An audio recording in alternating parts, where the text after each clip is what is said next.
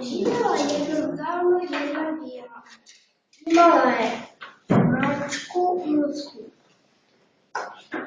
Tražila je svoju ogrlicu i našla je kip zeca i s njime je našla torbicu.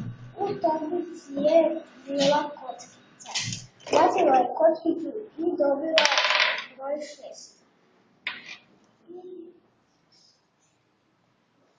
Stvorila se u Africi.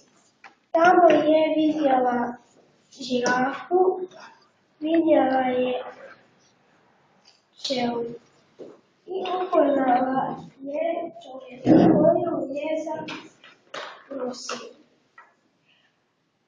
On je imao krčka koji joj je poklonio cvijet i imao je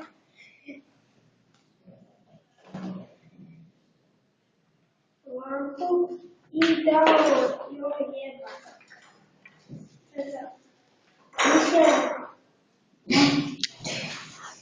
Prsten im je ostao, nema veze. Stavio sam, tu se stavio ovdje kad zaprosio.